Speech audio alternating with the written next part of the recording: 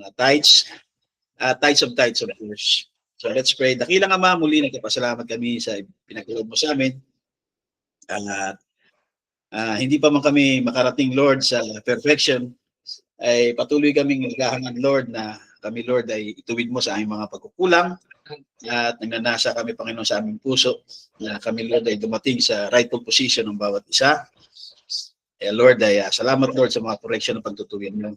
At ang mga salita ito aming marinig, Lord, ay ikaw siya patuloy na magkaloob sa amin ng kaunawaan.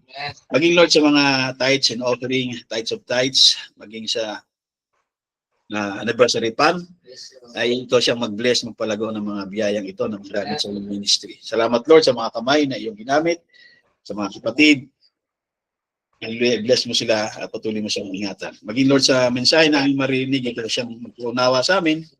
At anuman yung mga correction, Lord, na aming marinig, ito ay matanggap namin. Katulad sa mensahe ng aming kapatid about sa pardon, na kailangan tanggapin namin ito bilang pagtutuwid sa amin. Kaya salamat sa iyo, Lord. Ikaw siya muna sa bawat isa. In the name of our Lord Jesus Christ, we pray. Amen. Amen. God bless you all. At meron muna akong konting patalastas lang, no? Si-share lang.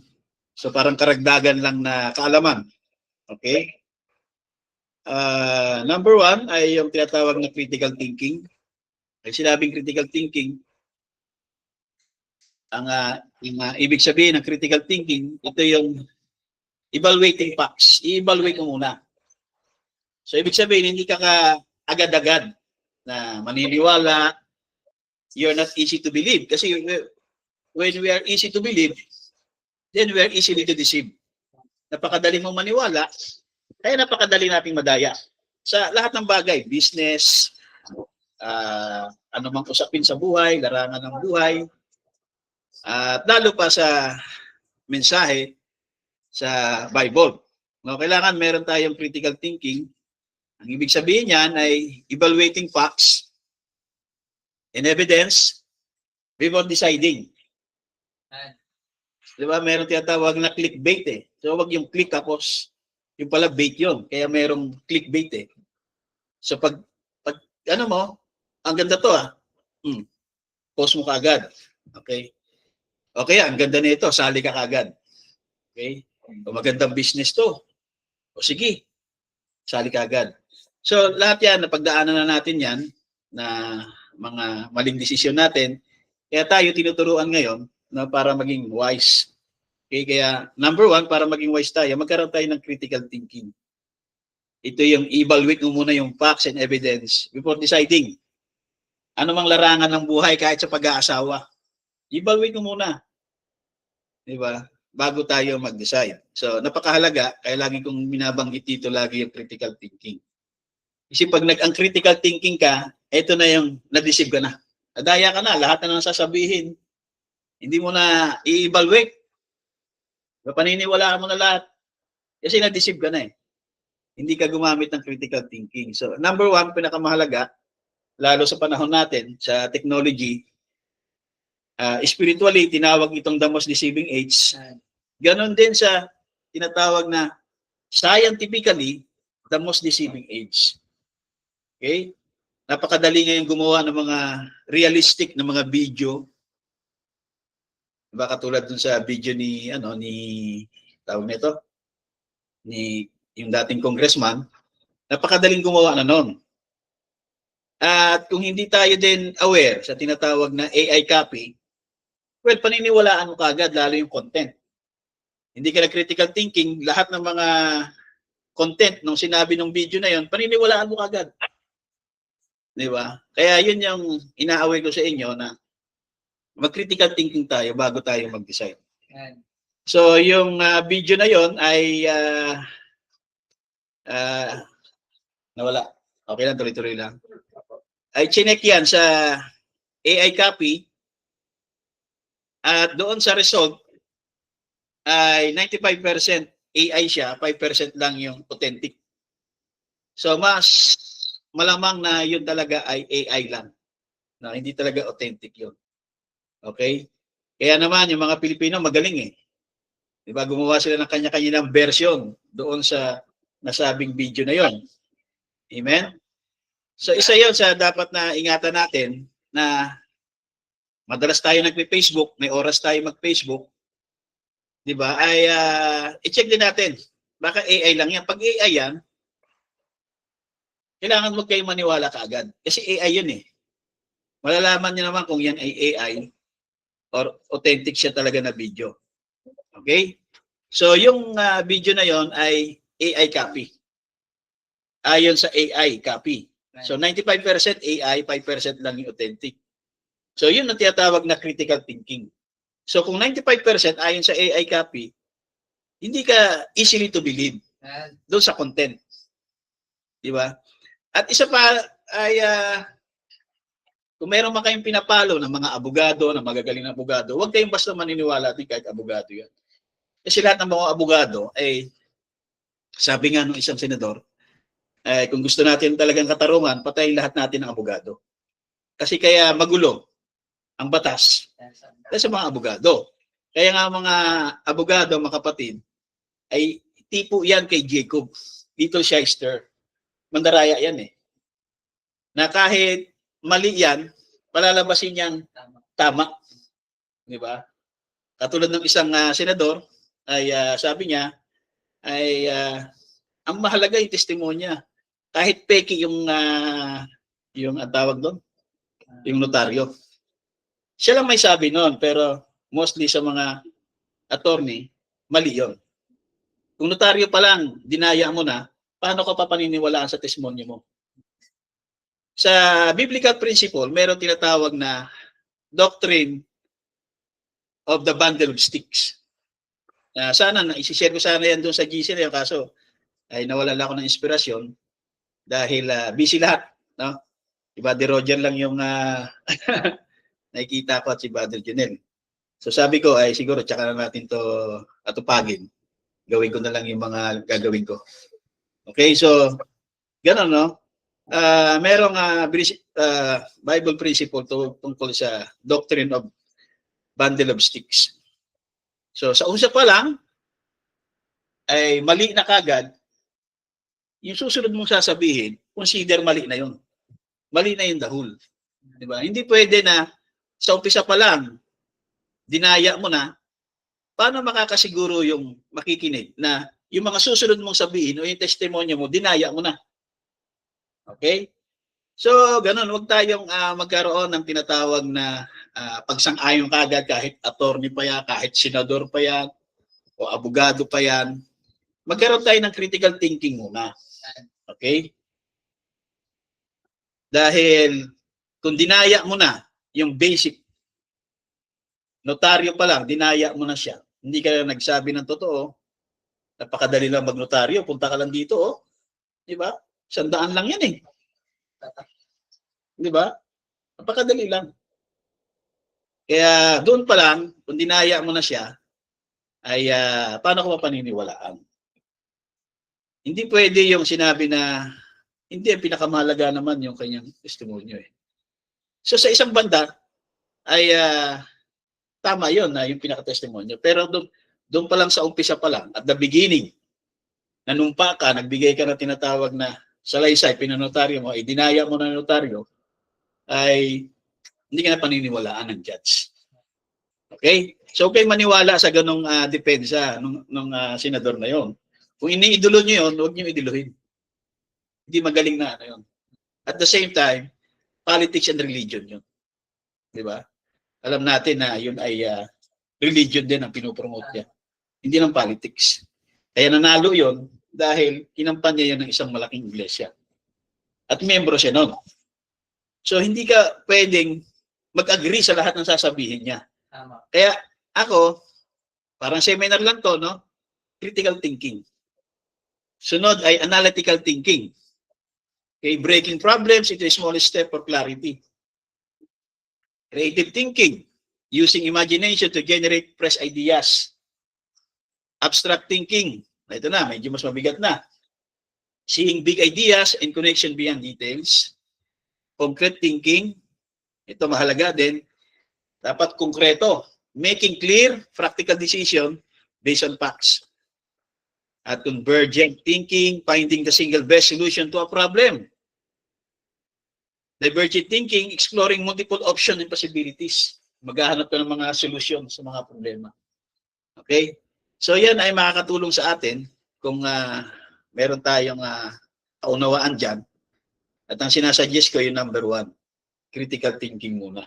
Sa lahat ng mga nababasa nyo, kung marunong kayo mahilig kayo mag-Facebook, ang lagi yung mga sinusubaybayan dyan ay yung mga political vlogger, mag-critical thinking muna kayo.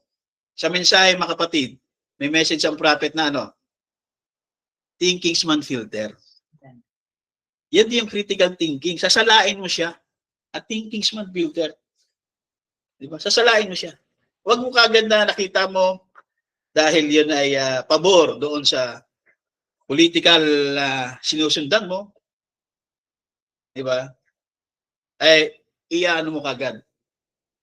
At kapag may nabasa ka naman na political vlogger na kalaban ng political na sinusundan mo, magre-react ka kagad. Diba? Magtuturo ka kagad ng mga hate speech. Okay? So, pwede tayong mag-comment. Pero kailangan, yung comment natin ay na-evaluate natin ng tama. Okay? Pwede kang mag-comment sa mga posting na yan, magtanong, pero dapat ay yung tamang pagsasalita. Kay Meta, bawal nga yung mga hate speech eh. Iti-take down yung mo pag mga hate speech yan. Pagka sinabi mo, ang pinakamasamang tao, pinakademonyong tao, pinakawalang hiyang tao, dapat ito, hate speech yun. So, ingatan din natin yung ating mga pag-comment. Di ko kayo pinagbabawalan na mag-comment sa mga posting dyan, sa mga news, pero maging wise tayo sa pag-comment. Okay? Maging wise tayo sa pagre-repost. Kahit repost yan, may responsibility. Kaya, kapag yan ay fake news, ni-repost mo yan, may responsibility ka din dyan. Diba? Kaya wag tayo basta repost ng repost dahil may kalakip yan na responsibility. Amen? Okay, kaya wag tayong clickbait. Kasi mamaya clickbait yan, binibait lang kayo ng vlogger para lang malaki yung views. O lalong inaalab yung damdamin mo. Okay? Kaya ako, nag-unfollow talaga ako kagahapon, nag-unfollow ako sa lahat ng mga na nabuksan ko ng mga in-unfollow ko lahat. Maging ang bawat isa na unfollow ko rin lahat eh. Father General, in-unfollow ko. So lahat kayo in-unfollow ko para hindi dadaan sa wall ko kung ano man yung mga political ideolohiya nyo. Okay? So lahat kayo in-unfollow ko. Ganon din, kung gusto niyo i-unfollow niyo rin ako sa Facebook, okay lang din. Pero wala kayong makikita dyan about politics, about political ideology. Okay? So, kapag nakita nyo ako, i-unfollow nyo din ako dahil lahat kayo in-unfollow ko para hindi ko lang makita kung meron kayong mga political ideology na mga sinusundan, na pinaniniwalaan. Okay? So, yun lang. Critical thinking. Now, ang mensahe natin sa araw na ito ay, at never ko pang na-preach to, no? Never ko pa itong binasa ng buo. Kasi nga, usually, gusto ko yung mga 1963, ang 1965. Okay, pero ito ay isa sa pinakamahalaga. Ito rin ay foundation of faith. Why we are not a denomination. So, yung title na yan ay is a question for us. At kailangan maunawaan natin bakit hindi tayo denomination. Hindi tayo denomination kasi message believer ako eh. Hindi yung ganun ang ibig sabihin nun. Hindi yun ang sagot. Dahil ba message believer ka, naniniwala ka sa kay Bado Banam, hindi ka denomination? Ganun ang unawa ng mga end-time churches. Hindi kami denominations kasi naniniwala kami kay Bado Banam. So, why we are not denomination? Sino dito makakapagbigay sa akin ng sagot? May premyo. Why we are not a denomination? Anybody? Guess lang. Why we are not a denomination? Baka matsambahan. Wala tayong sistema na na against the word of God. Amen, amen. God bless, Brother Roger, no? So may regalo ka. May jacket ka, Brother Roger. God bless, Brother Roger. Okay, so bago muna yung tanong na yan, ang unang tanong na dapat na maunawaan natin muna, para masagot natin yung bakit hindi tayo denomination, ang tanong muna, Father Roger, what is a denomination? Ano ba ang denomination? Denomination kasi hindi yan mga message believer Di ba? Hindi yan naniniwala sa mensahe. Denomination yan. Diba? Denomination yan kasi mayroon yang nag-ano yan sa SEC registration, sa BIR, di ba? Nagpa-register yan, mga denomination yan. Denomination yan kasi wala yang grupo. Di ba? Mga rebelde yan. Okay? Now, dito sa Wikipedia, dinefine dito kung ano yung religious denomination. Ang religious denomination is a subgroup within a religion that operates under common name and tradition and other activities, especially yung teaching. Diba? Umalis ka nga doon, subgroup siya, umalis ka, pero kung ano yung turo ng pinanggalingan mo, yun din yung teaching mo. So yun yung religious denomination. Kaya maraming denomination na binanggit yan. At ito yung chart ng religious denomination in 2020. Okay? Puntahan nyo na sa Wikipedia para mabilis. Ngayon, bakit napakaraming denomination ngayon? Yan. Ito lang ay world Christian population lang to. Okay, 31%. Catholic, Protestant, Eastern Orthodox, Anglican, non-Trinitarian. Pag sinabing non-Trinitarian, ay oneness, Pentecostal oneness. So, merong Bible info na ang until the Protestant Reformation, the Christian Church was largely composed only two groups of or denomination. Ano yung tinutukoy niya? Bago yung Protestant Reformation, meron na daw denomination at nahati sa dalawa. Yan daw yung Roman Catholic Church. Sabi diyan sa blog ng Bible info na bago dumating yung Reformation, ay meron ng two groups or denomination. Tinawag niya ring denomination ang the Roman Catholic Church. At nahati sa dalawa, isa ay sa West at ang isa ay yung Greek Orthodox Church sa East. Okay? Talagang divided yung dalawa na yan, yung East and West. So, yung major Protestant churches, Pentecostal, Lutheran, Assembly of God. So, yung Pentecostal, 280 million, Lutheran, 90 million, Assembly of God is 65 million. Kaya pag susundan mo pa yan, dyan din ang galing yung Baptist, Methodist, ang Baptist, 100 million, Methodist. Then, nagkaroon ng maraming splits. Why so many split? Diba? Nagsimula yan, amen, ang nangwawala na yung prophet, yung mga Lutherans. Not Luther, kundi yung mga after Luther. Nung mawala na si Luther, kaya tinawag yan ng Lutheran. 1517, tapos nagkaroon rin ng another split from Lutherans, yung Anglican Church. Then, early 1500 ay yung Anabaptist, nagkaroon din ng split sa under ng Anabaptist, yung Presbyterian roots. Then, nagkaroon ng subgroup uli, yung Baptist Church. Then, sumunod ng 1610, yung Methodist roots. Diba? Nag-split din yan. At dyan din nanggaling din Adventist Church at yung 1901 na Pentecostal movement. Okay, yung Pentecostalism. Kaya maraming confused ngayon. Okay, sa dami ng tinatawag na mga denomination. Okay? At hanggang sa huling panahon, yung mga tinatawag na end time. Di ba? Jesus end time followers. Kaya sa end time churches, maraming end time churches, consider din yan denomination.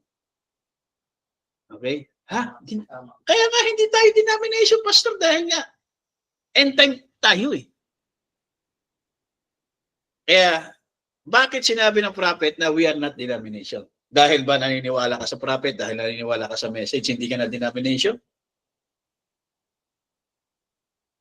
Now, ito yung para mabilis yung maunawaan, Jesus, diba? Tapos yung apostle niya, early church. Then, dito na yung Roman Catholic Church, yung Western, ito na yung Eastern Orthodox. Tapos nagkaroon ng protest reformation, yan sila Luther. Okay, dito sa kaliwa, yung Anglican, yung Episcopal, Methodist, Quaker, Wesleyan. Dito naman sa kanan, dyan din, from Protestant Reformation, dyan din lumitaw yung Anabaptist, Mennonite, Amish, dyan din yung Reformed, Presbyter, Angelical Free. So yan yung simula ng tinatawag na denomination. Pero napakarami yan kapag talagang tinignan mo sa timeline. From 33 AD, di ba? After ng ministry ni Christ, then yung mga apostle, kay Paul, yung paglipas ng panahon, pagpasok ng church ages, hanggang 2024. Okay? At makita nyo dyan, meron pa dyan na GIL sa kanan, Jesus is Lord. Okay, so, para maintindihan nyo yan, meron niyang tinatawag na color coding. Magulo kung hindi mo babasahin yung color coding. Yung legend, so may color coding yan. So, maintindihan mo kung saan nanggaling yan. So, nag-denominate, kaya para ang gulo, ang dami. Pero kapag inanalyze mo yan, analytical, may specify mo saan galing yung etong sa baba, makikita mo yan kasi may color coding. Okay? Now, punta tayo sa message ni Buddy Branham na why we are not denomination. Amen?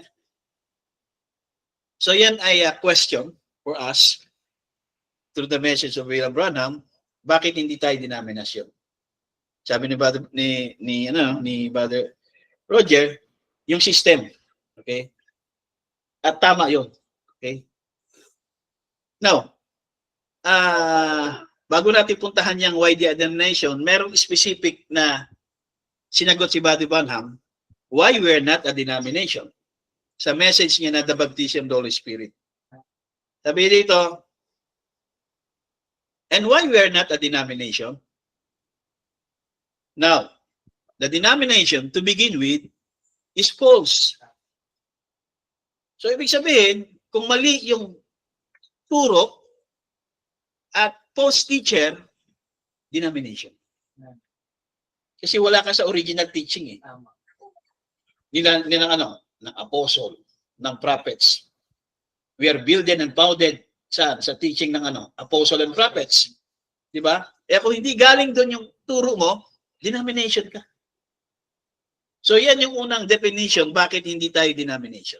To begin with, ang denomination kasi is false and false teacher. So, masakit ito sa mga nasa denomination. Diba? Dahil sabihin nila, masyadong judgmental si Buddy Branham. Pero sabi niya, I said it para para saktan ka. Would hurt, masakit. And I want it to hurt. They are absolutely false teacher. Kaya yung mga nasa denomination, yung mga turo doon at yung mga nagtuturo doon na false teacher ay denomination. Ganon din sa mga end-time churches dito. Kahit sabihin mo pa na Bride of Christ, William Marion Branham o Branham Tabernacle, kung yun ay false teacher at mali ang turo, denomination consider. Nasa banner ka lang, under the end-time churches realm. Pero kung mali ang turo mo, denomination. Kaya why we are not denomination? Denomination to begin with is false. Diba kaya naalala ko yung testimony ni Brother na son of man na tayo. Son of David, son of David. Nung binasa yung quote, son of David, tuldok. Tapos now. Nung tiningnan, may tuldok pala. Son of David, tuldok now. False teacher. Denomination. Pero revival tayo, son of David na ngayon, Brother Juan. Grabe. Revival si Brother Juan, son of David na. Pero nung kinorek siya ng Panginoon, ang bihira, may tuldok pala doon. Son of David, tuldok, ano ibig sabihin ng tuldok? End of the sentence. Diba? Iba na yung susunod na sentence. Pero pag inalis mo yung tuldok na yon, tama yon. Son of David now. Pero son of David, tuldok, period, now, iba ibig sabihin nun. Diba? Iba na yung now. Okay? Kaya ang tawag dyan, Brother Felix, yan ay denomination. Kaya akala natin na sa end time tayo, pero denomination pala tayo. Ako, masasabi ko na denomination yung pinanggalingan ko eh. Tama. Pero yabang-yabang ba ako no, na malalalim kami sa mensahe? Pero magaling yung pastor ko. Pakalalim. Diba? Pero denomination pala. Kasi mali yung mga turo. Okay, so yun ang ibig sabihin na hindi tayo denomination. Ibig sabihin, dati tayong denominasyon.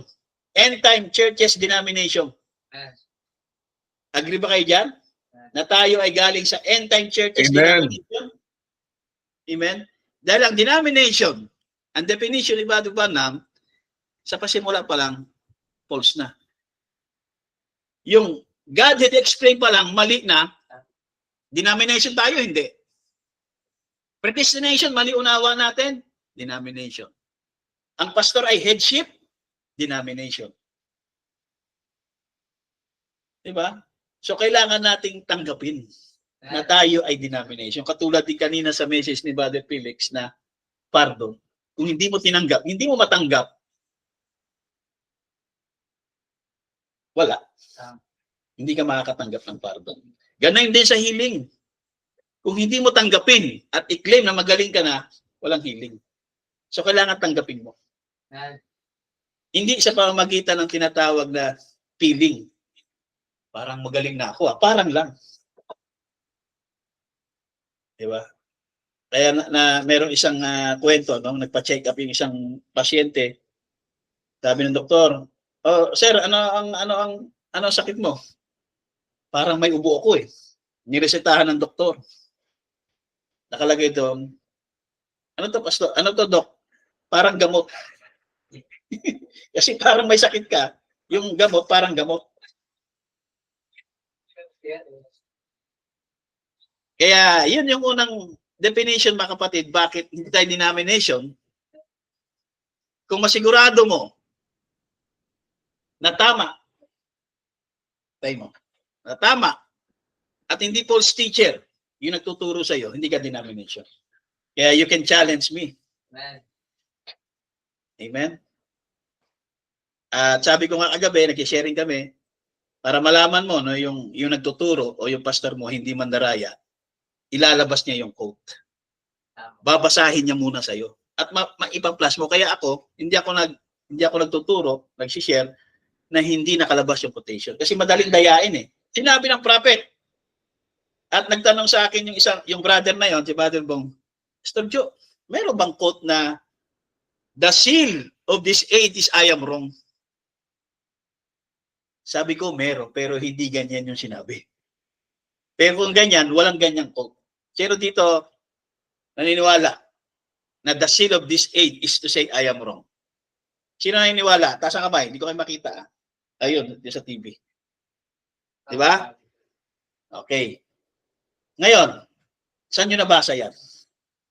The seal of this age is to say I am wrong.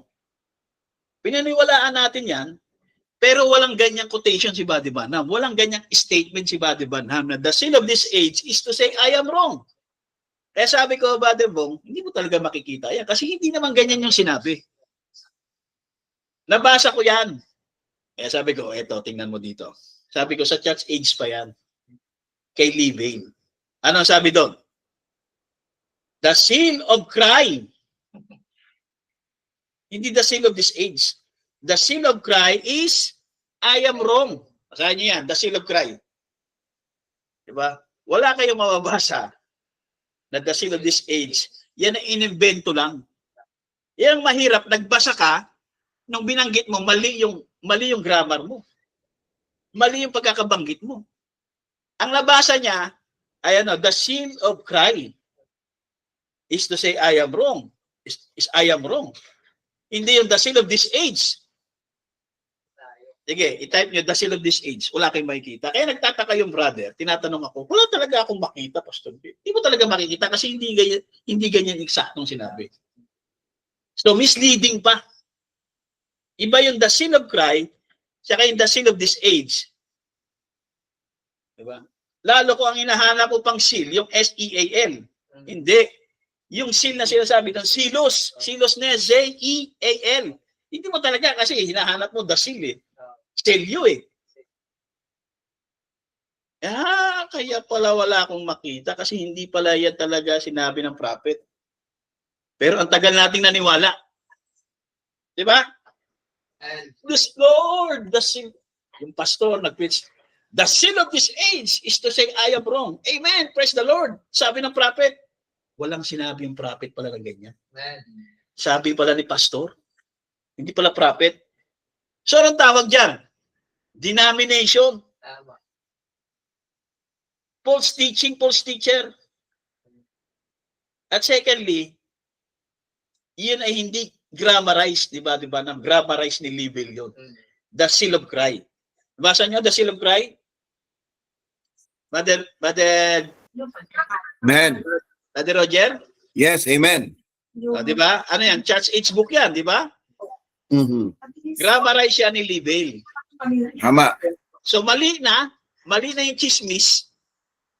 Mali pa yung person na tinutukoy niya na sinabi ng prophet. Sinabi ni Libel, hindi sinabi ng prophet. Pero sinabi ni Libel dyan, yung grammarized ni Libel dyan, the seal of Christ. Basahin mo, Brother Roger. Pakibasa, Brother Roger. It is the seal to cry, I The am seal wrong. to cry. I am Yan, wrong. the seal to cry. Wala kasi ako dito, hindi ko nahihanda yung quote eh. Kagabi lang namin pinag-uusapan dahil naitanong sa akin. Wala daw siyang mabasa. Kaya yun, at buti naturuan natin siya na itanong niya. Kaya sabi ko, wala ka talagang mabasa niyan. Kasi the seal to cry, I am wrong, is I am wrong. Hindi the seal of this age. Tapos ang hinahanap niya pang seal, Yung is. S-E-A-L, selyo. Secret. Hindi mo talaga, yung silosness, Zay. At doon yun ang naunawaan na tama pala ako, talagang walang mababasa. Oo. Pero merong nag-preach niyan, yung dating pastor natin. At yung dating pastor nyo. The seal of this. Nagkopyahan eh. Tama. Kaya yun ang problema. Nangopya ka, yung pinopyahan mo, isang malaking T. Kaya mas malaking T ka ngayon. Kasi yung nagsalita, malaking T, naniwala ka, at yun din yung sinasabi mo, Kinaya mo. mas malaking T ka doon. Diba? T-A-N-G-A. Okay? Now, punta tayo sa, anong oras na? Okay. Layo pa.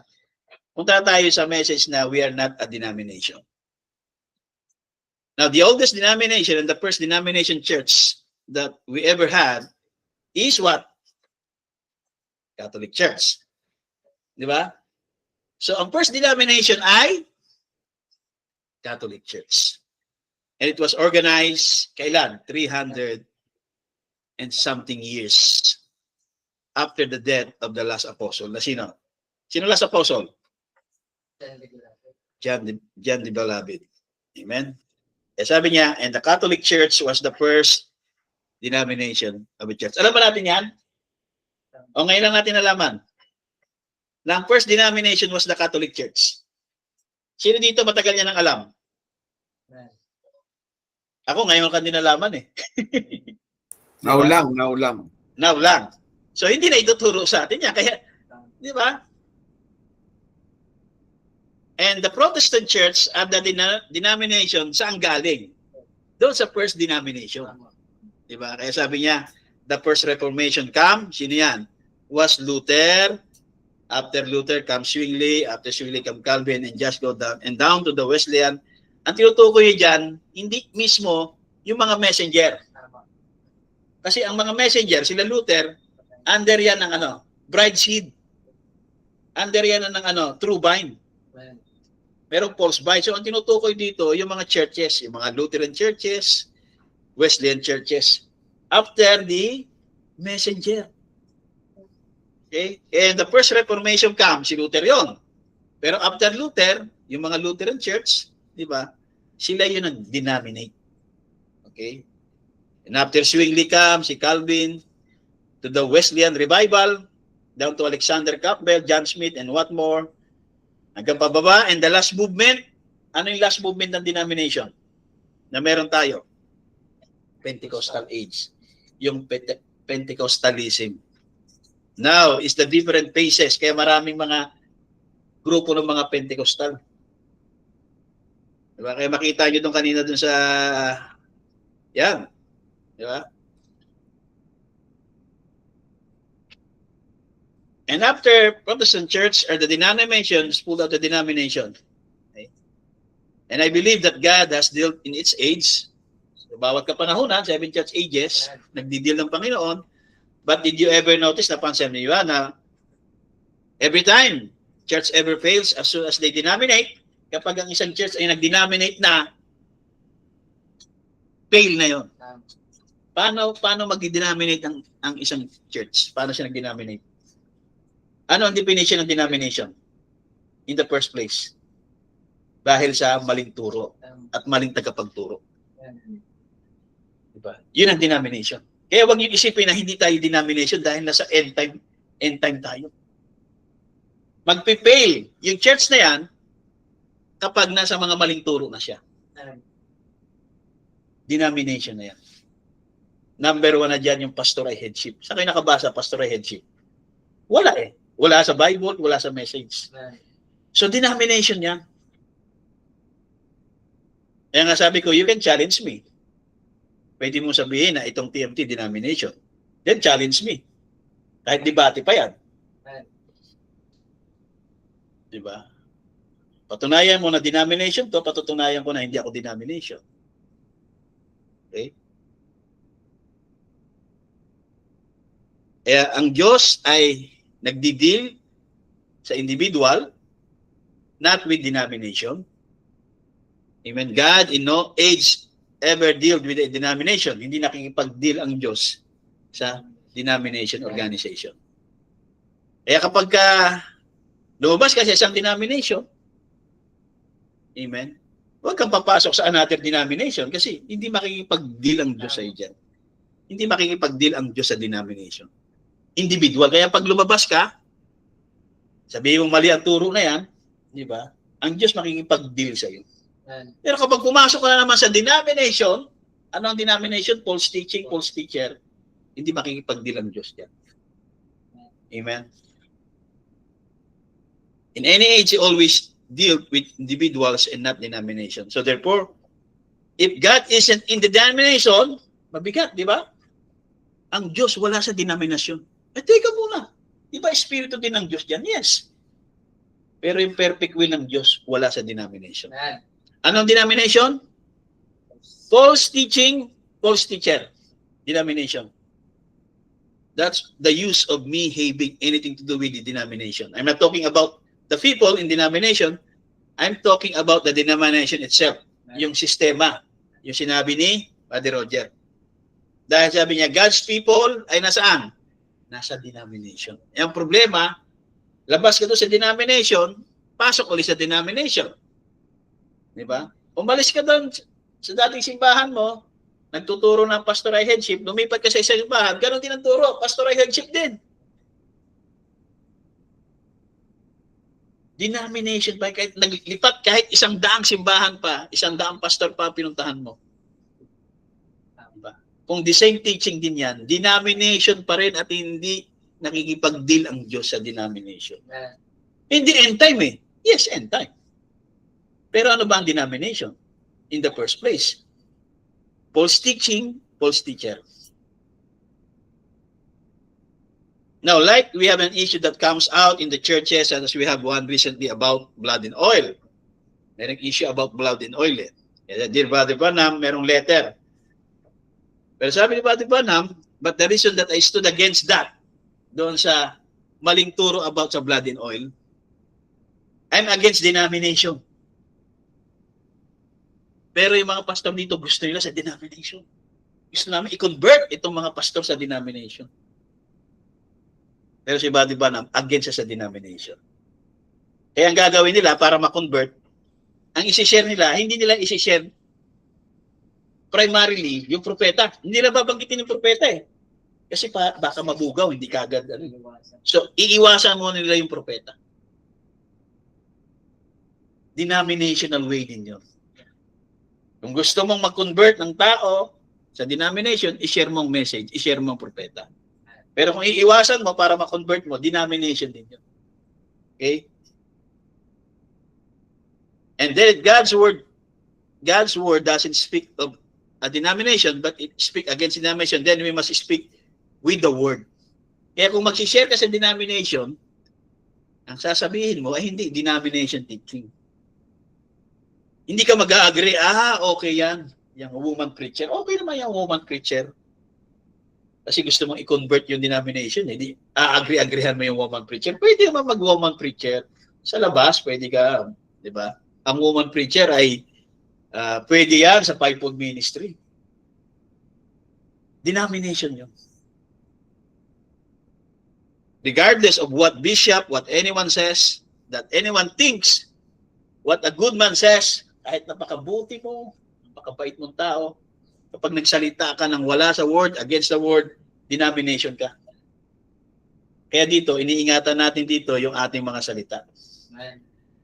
Amen. Siguraduhin natin yung ating mga isi-share. Dahil kapag yan ay wala sa word, against the word, against the message, denomination tayo automatically. Kaya pag ako nagsalita dito ng turo na wala sa message, then say to me, Pastor, denomination ka. Amen.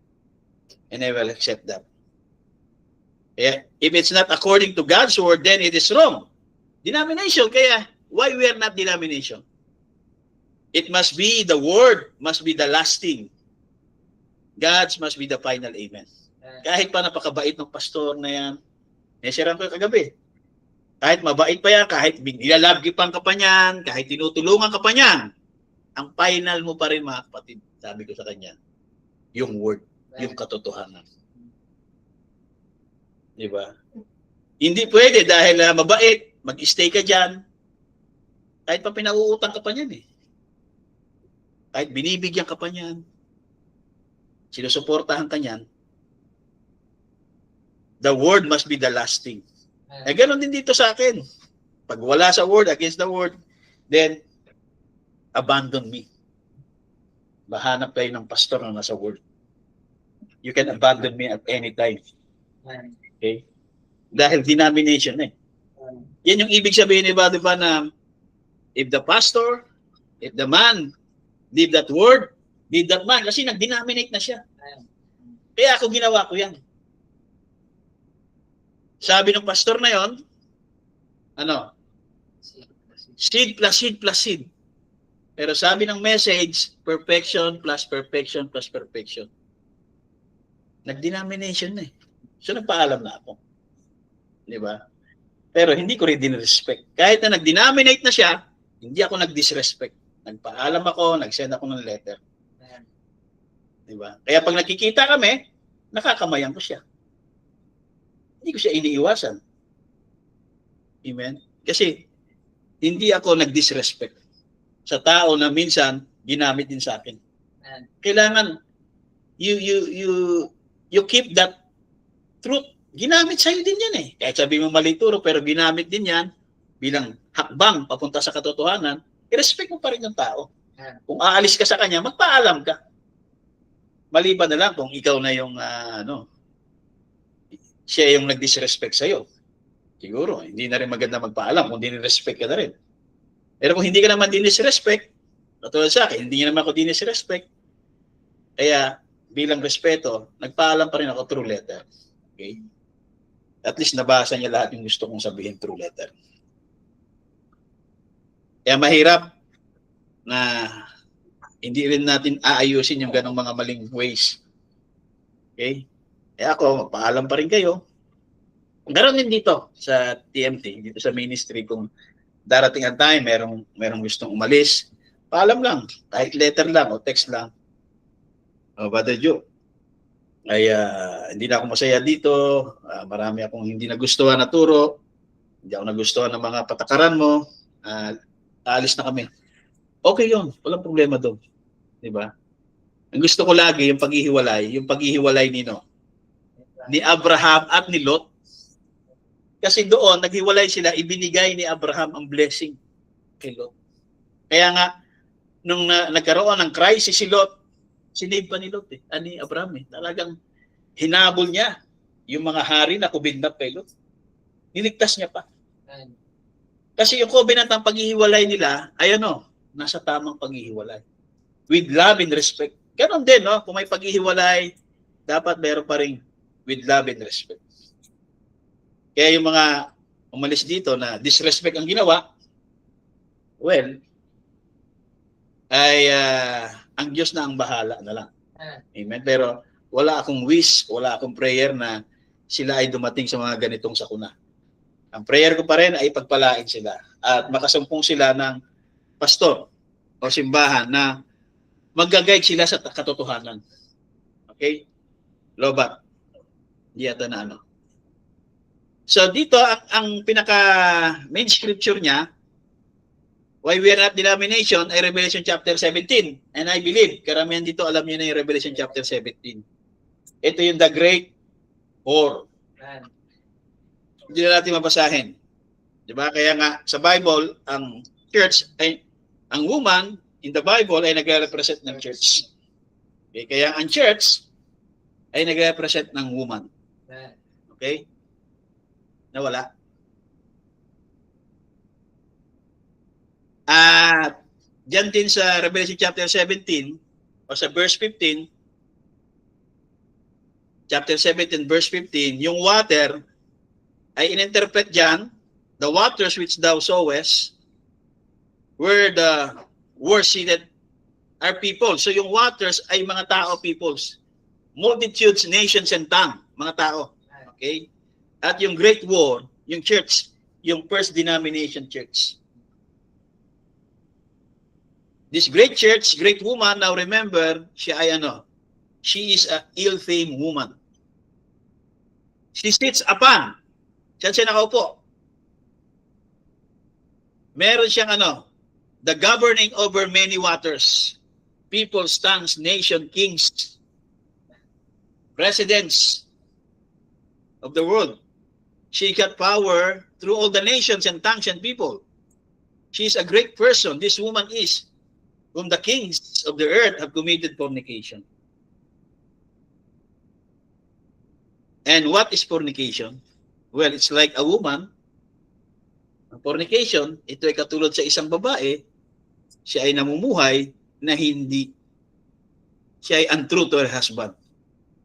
She is living with another man while she's got a husband. Ito yung naghiwalay, tapos nagkaroon siya ng another man, pero meron siyang legal na husband o legal wife. Naghiwalay sila at nag-asawa siya uli without marriage. Amen? And without divorce. Ang tawag dyan, mga kapatid, ay fornication, karumihan. Kaya spiritually ganun din sa mga denominational churches kapag meron kang mga false teaching. At yung church na yan ay pretending to be the bride of Christ. Pero she is committing fornication with the kings of the world. Literally, with the kings of the world. With her unclean living, unclean profession. At sa Bible, ang scarlet ay nagre-represent ng royal. Kaya yun yung color nila, official color nila. Yung scarlet. The color scarlet means red. And the beast represent power. So, ibig sabihin ng beast ay power. Kaya napansin nyo ba sa Revelation chapter 13? When this lamb came up, he came out of the earth, no people. Ang tinutukoy United States. Yung like a lamb. Then, after he had two little horns, so yung like a lamb, na meron siyang dalawang maliit na sungay, ang nire-represent nun is a civil power and ecclesiastical power. Politics, government, at religious powers. Yan yung Amerika. And then he received power and spoke like a dragon did before him. Yung dragon ay ang ano? Ay ang the Great War, ang Roman Catholic Church. And we're going to find out who she is just in a minute and find out this denomination. So makita natin na yung Great War, yung Mother of Harlot, meron siyang mga naging daughters. Yun yung mga denomination. Siya yung first denomination, nagkaroon siya ng anak, kaya ang daming denomination. At huwag nating isipin kapag end-time message believer ka, hindi ka denomination.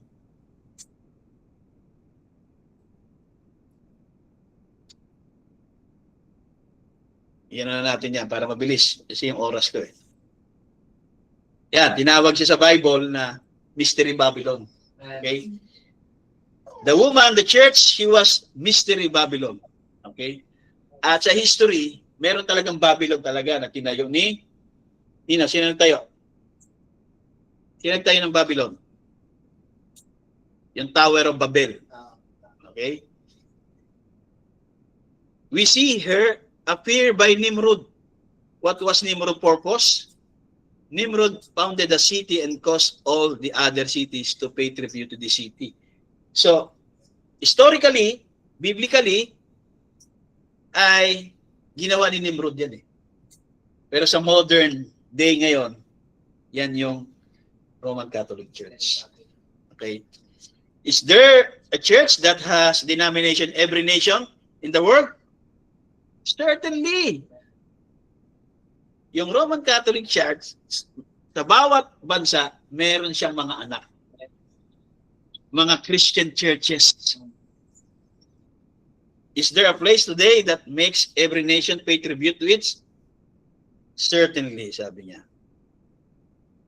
And dito sabi niya, and here is the mind which has wisdom. Ano to? Revelation chapter 13. The seven heads, ito na yung interpretation. The seven heads are seven mountains on which the woman seated. Revelation chapter 17. Okay? Tsaka Revelation chapter 13. Now, sabi niya sa 60, there is only one city that I know of in the world. Tapos, nirephrase niya. Diba, nirephrase niya yung unang statement niya. Sabi niya, there's only one city. Then, nirephrase niya. There is two cities that I know of that has seven or more mountains in it. So, hindi lang yung Rome na merong 7 mountains o 7 hills. Ang isa, mga kapatid, sabi niya, dalawa lang alam ko na city na merong 7 mountains. Kaya sabi niya, ang una ay ang Cincinnati. Diba? Saan natin matatagpuan yung Cincinnati?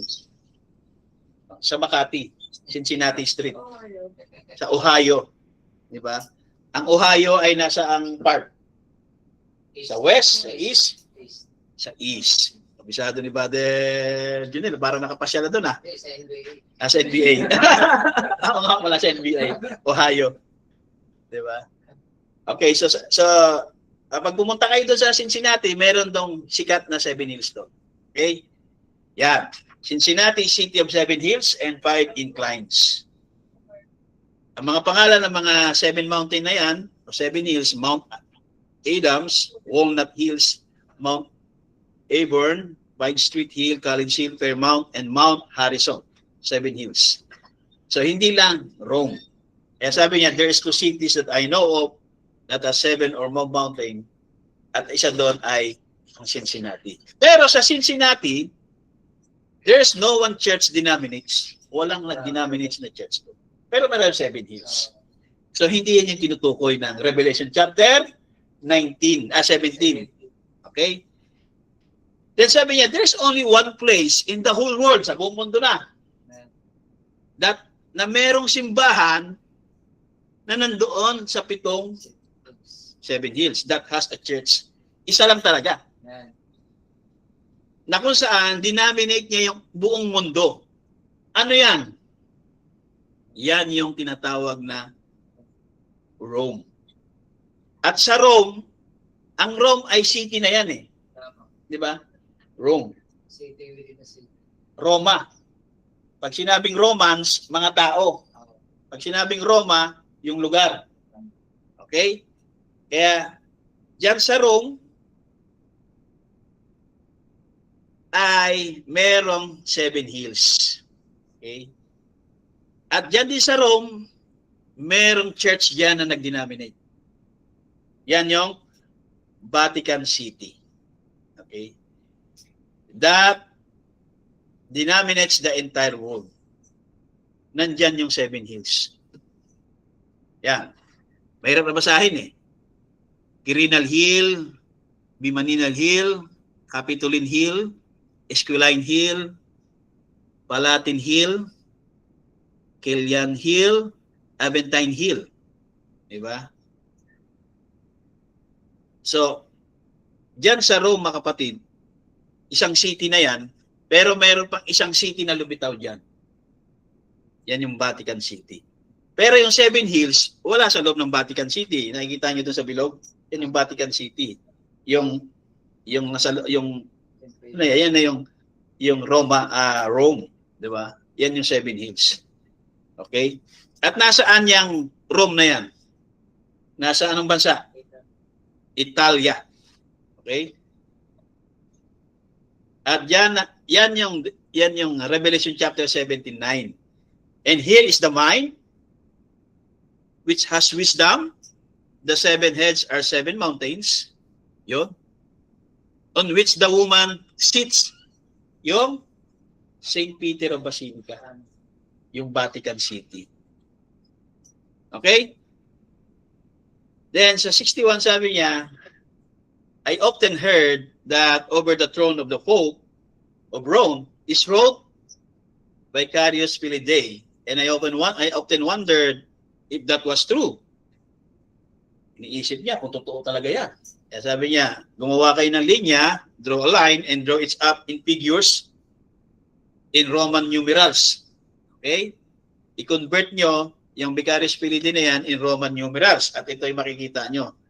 Now, yung Vicarius Filii Dei ay mababasa nyo at makikita nyo yan sa triple crown ng Pope. Yan yung triple crown ng Pope. May naka-inscribe dyan na Vicarius Filii Dei. Yan. Okay? Vicarius Filii Dei. Okay? Kapag binreakdown nyo yan into sa Roman numerals ay B5, I1, C100, A0, wala equivalent, R, wala equivalent, 0, I1, B5, S, wala equivalent. So, ilan? 112. Kinuha nyo naman yung Filii Dei, F, wala din equivalent, 0 yan. I1, L50, I1, then 1. So, 53. Yung D ay D500, yung E ay 0, walang equivalent, at yung I is 1. So, i-add mo yan, 666. Yan. Kaya yan yung sinabi ng Revelation chapter 13 verse 18. Here is wisdom. Let him that hath understanding count the number of the beast, for it is the number of a man. And his number is 636. At anong ibig sabihin ng Vicarius Filii Dei? Ano ibig sabihin? Vicarius Filii Dei. Ayon sa dictionary, Catholic culture, Vicar of Christ. Okay? At ito yung definition niya. The Pope is the visible head of the church on earth, acting for and in the place of Christ. Kahalili. Di ba? At ano pa? He possesses supreme ecclesiastical authority in the Catholic Church. This title for the Pope dates from at least the 8th century and gradually replaced the former title. Ang former title pala niyan ay Vicar of Saint. At pinalitan niya na Vicar of Christ. So yan ay ang Catholic culture yan. Okay? So hindi na pwedeng itanggi yan. Sabi niya sa Mark of the Beast, sisingit ko lang. So what's? It's the number of man. And up over the Pope of Rome, it's wrote Vicarius Filii Dei. Okay, sabi niya, Roman letters, kaya sabi niya 666. Where is she sitting? Diba? She. Kasi woman eh. Okay? So sabi diyan he, pero actually she. Okay. Where is she sitting? On 7 hills. Up over the Vatican City, and the Pope stand as the Vicar of the Son of God. Yeah, instead the Son of God. Instead of the Son of God. O Vicar of the Son of God. Yan ang ibig sabihin ng Vicarius Filii Dei. Okay? Sa third seal, sabi niya, this guy is a vicar instead of God. Just the same, instead of God, what's he supposed to be? A vicar under Christ. God hates sin, How do you expect to wade over the blood, the holy blood of Lord Jesus Christ? Just because you belong to a certain denomination. Expect to go in? So God hates sin. Amen. God hates denomination. Amen. Not the people, but the denomination itself, the system. Amen. So ano yung sistema dyan sa denomination? Ay, yung tinutukoy na system. Yung turo, yung false teaching at yung mga false teacher. Hindi pwede na false teaching tapos true teacher ka. Kaya yun ang ibig sabihin na God hates sin. Yung false teaching, yung dogma.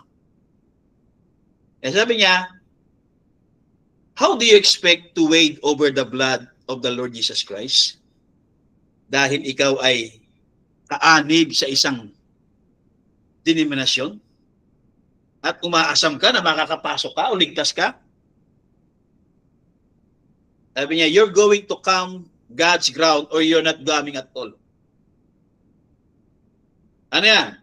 Deacon, preacher, whatever we may be, has nothing to do with it. Kahit deacon ka pa, preacher ka pa, kung false teaching yan. Diba? You come on God's term. Lalabas ka sa denomination. Amen. Lalabas ka sa maling turo. Amen.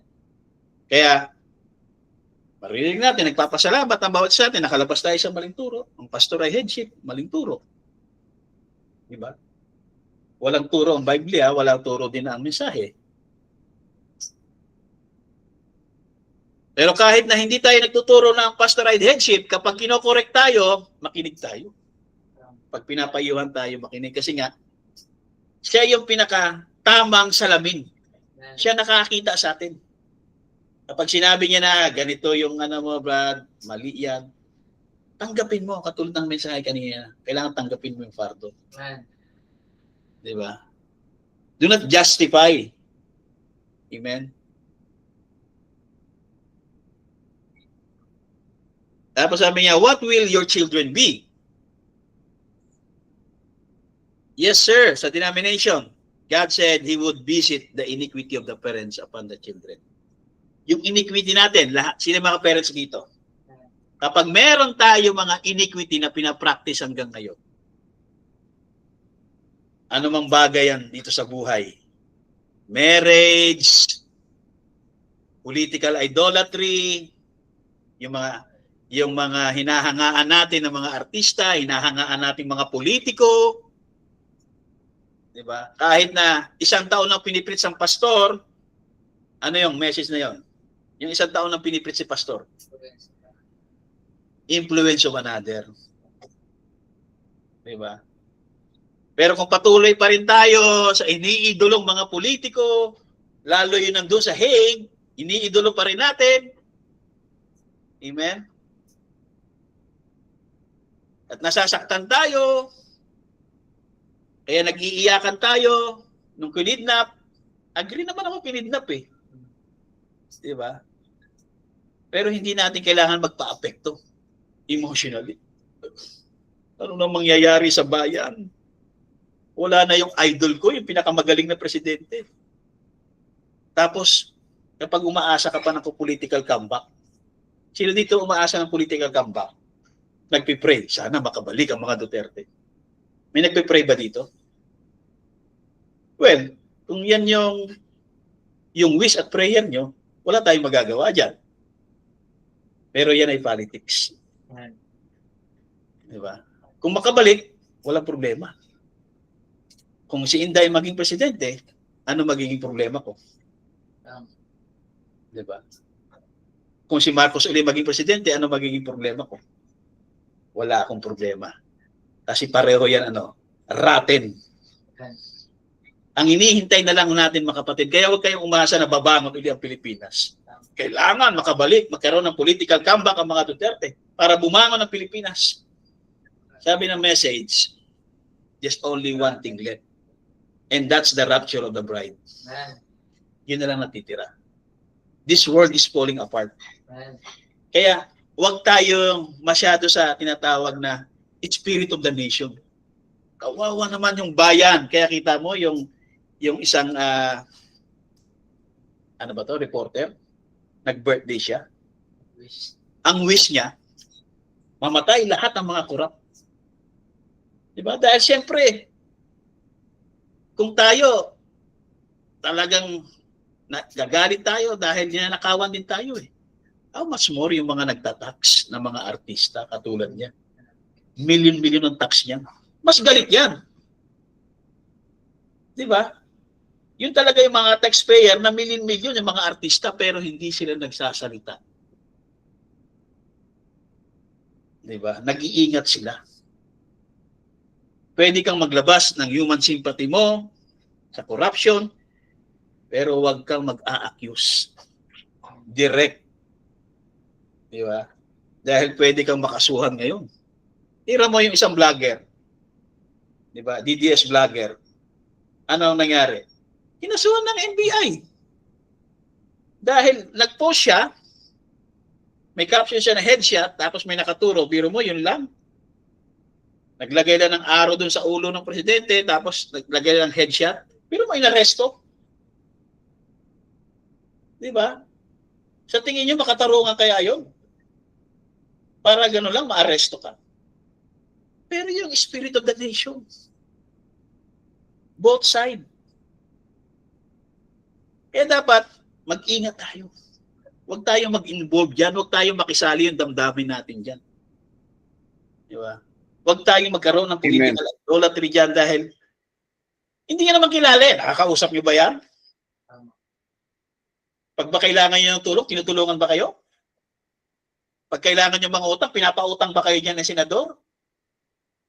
Yung mga hinahangaan natin senador, hinahangaan natin presidente, pag ba kailangan natin ng tulong, tinutulungan ba tayo dyan? Ay, tay, pautang tayo. Hindi naman eh. Hindi ka naman kilala niyan eh. Baka murahin ka pa niyan. Nakulong na nga ako dito, utangan mo pa ako. Di ba? Hindi ka pa tulong sa akin, nangangailangan nga ako ng tulong na makalabas dito eh. Hindi natin kilala yan. Personally. Huwag natin ilagay yung ating human sympathy masyado. Pwede siguro konti lang. Dahil nga, yung ginawa sa kanya, di ba, hindi makatarungan, wala sa batas. Ako din na may sympathy. Mali yung ginawa. Dapat, sa ating local court na lang siya natulad. Di ba? Pero ilalagay mo yung buong human sympathy mo at magagalit ka doon sa presidente na nagpakidnap. Di ba? Papasok ka na sa political idolatry. Amen. Kaya kapag sinabi ng pastor yan, magpakorek tayo. Amen. Ako, didirektahin ko kayo. Hindi ako magpapaligoy-ligoy. Alam niyo kung bakit? Yung kamatayan, nakangiti na si kamatayan sa atin. Bawat isa sa atin. May ngiti-ngiti, kumikingdat-kindat kamatayan. Diba? Pero kahit nakikipagkindatan si Paul, ano sabi ni Paul? O death, where is your sting? O death, where is your victory? Parang tinutuya pa ni ano eh. Parang tinutuya, hindi tinutuya. Yun ay term. Parang tinutuya. Ibig sabihin, di ba? Walang takot. Then alam ni Pablo na malapit na yung araw niya. Di ba? Eh sabi niya, o death, nasaan iyong tibok? O kamatayan? Di ba?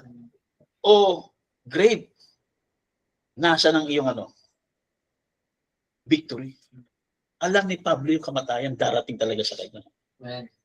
Amen. Kaya, what will your children be? Yun yung number one na iniisip natin.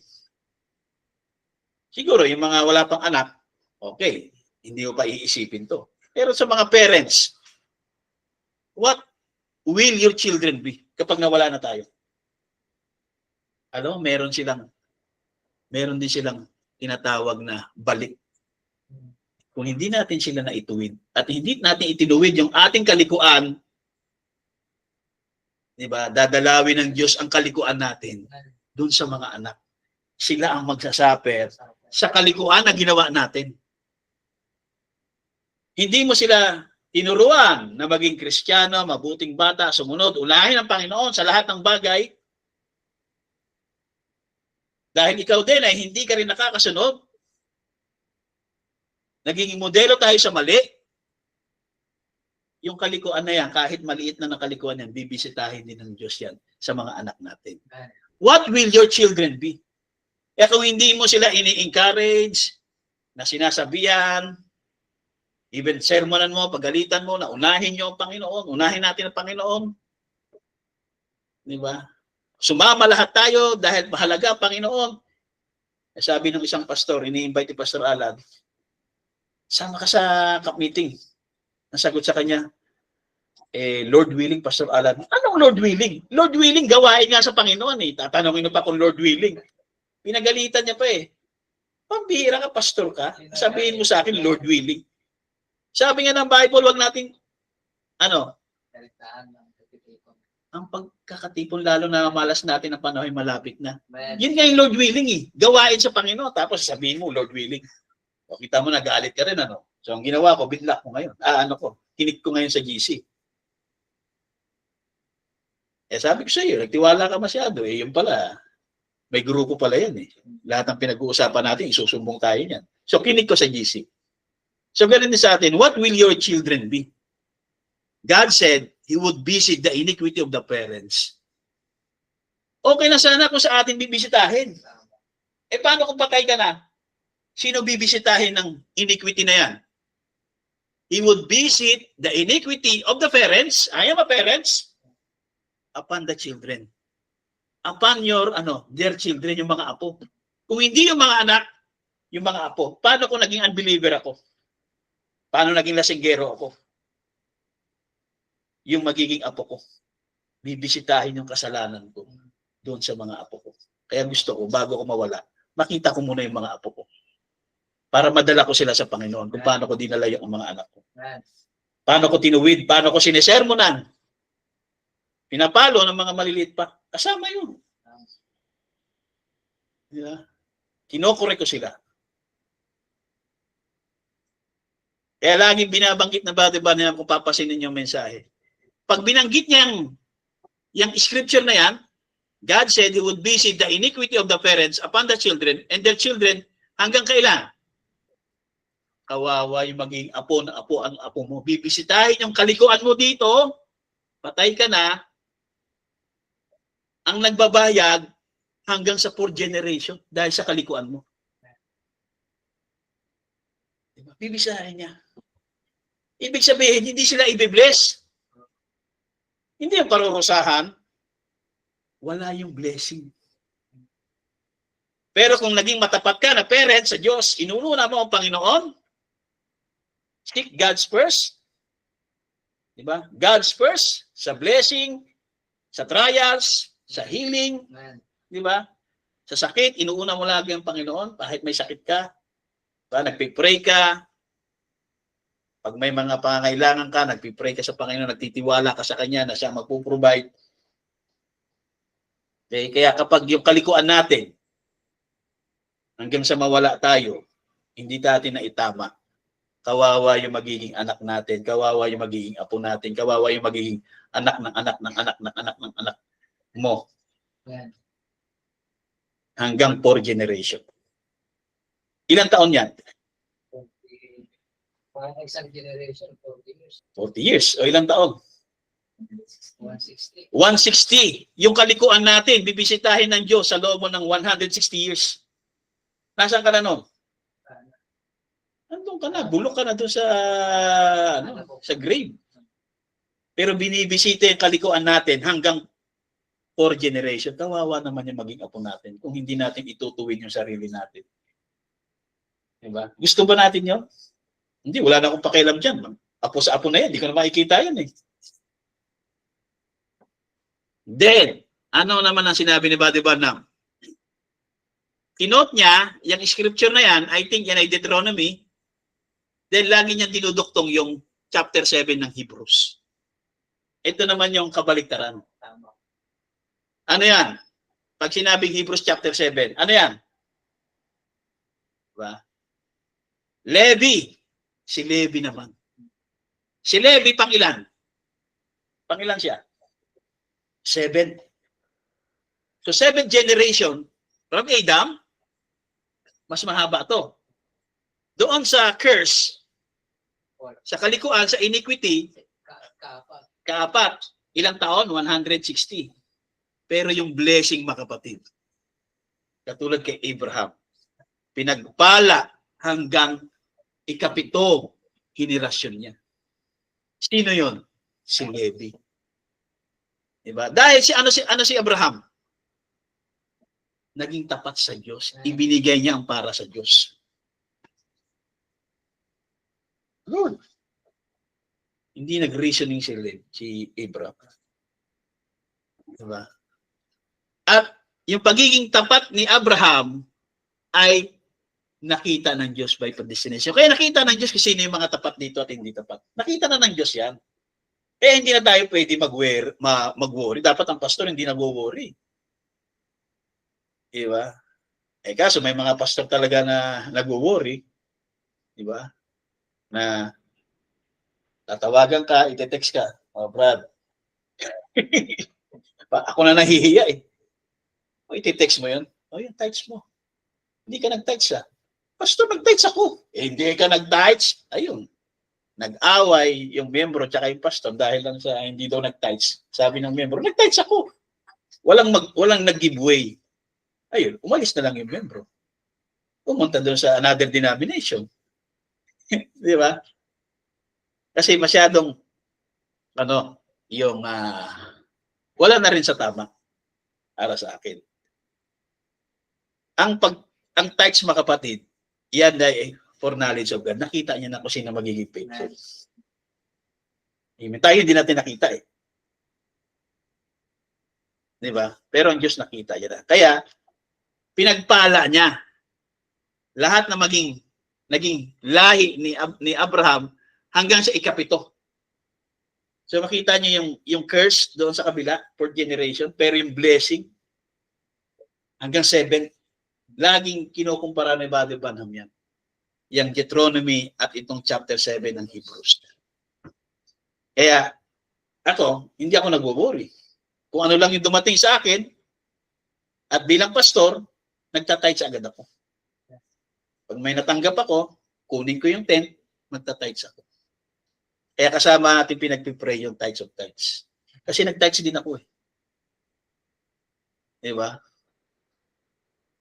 Dahil gusto ko, yung magiging apo hanggang 7 generation, kung hahaba pa ang panahon, at meron pa akong 7 generation, ay pagpalain sila. Kasi naging tapat ako sa Panginoon. Diba? Kung meron pa akong Levi o Levi, diba? 7 generation, ilang taon yon? Diba? Pagpapalain hanggang 7 generation. Kaya why we are not a denomination? Kasi tapat tayo. So, 11 na. Okay. Putulin ko na.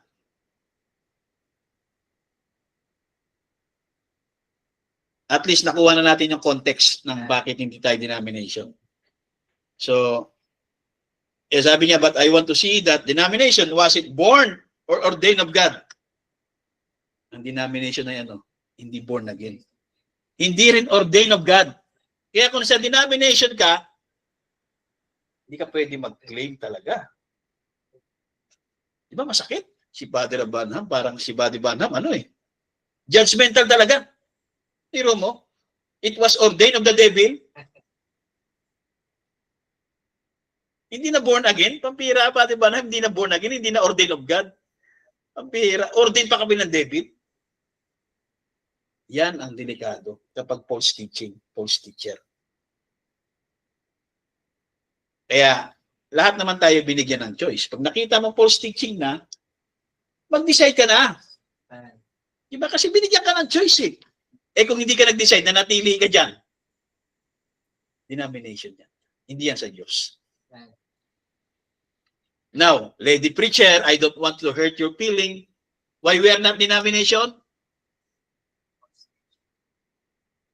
Lady preacher. Hindi tayo nagtuturo ng lady preacher. Hindi tayo nagtuturo na ang mga babae ay pwede sa fivefold ministry. Di ba? why we are not a denomination. Hindi tayo nagtuturo dyan. Binabakbakan pa natin eh. Sabi niya, I want to turn to 1 Timothy 2. I just don't like to see women trying to make a place that they don't belong. Hindi belong sa kanila. Yung mangaral sa loob o sa labas man ng iglesia. Okay, sabi niya, now some of their doctrine, their false doctrine, a bunch of false Protestant prophets, he come around and teaching that. Now listen about the woman preacher. 1 Timothy 2:11. Now listen. Let your woman learn in silence with all subjection, but I suffer not a woman to teach usurp authority over the man, but to be in silence. Walang sinabi diyan na sa loob ng simbahan. Walang ganong context, walang ganong phrase. Okay? So pinaliwanag diyan bakit? Huwag na natin basahin dahil nga Adam was performed and then Eve. Adam was not deceived. And how could you have a woman pastor, deacon? Adam was not deceived, but the woman was deceived. Okay? Kaya sabi niya, in the Old Testament, they wasn't allowed to speak. Sa Old Testament. Dito niya, kung pupunta sa Old Testament, hindi inaalaw. Paul said here, they wasn't. Let your woman keep silent in obedience. Now, if you run your marginal reading there, I'll take you back to the Genesis 3:16. Under the law. If you learn anything, ask their husband home. For it's a shame for a woman to speak in the church. Okay, wag na natin yan. And some of them, woman priests, di ba? Yung mga inabutan na ni Pablo. When they was converted from paganism into Christianity, yung mga priests from paganism na convert into Christianity, naabutan na ni Pablo na gano'n nangyari. They thought they could maintain their office as a preacher. Katulad doon sa Temple of Diana. Okay? Notice, these woman preachers, when they come in, they thought they take their authority, but it's actually not permitted by God to do so. At sabi niya, sanctified means to be clean and set aside for service. Yan yung sanctification. Ganun, kailangan din natin, mga kapatid, na masanctify tayo. Di ba? Yung ating sarili, masanctify natin. Maging nga yung Facebook profile natin, isanctify natin. Di ba?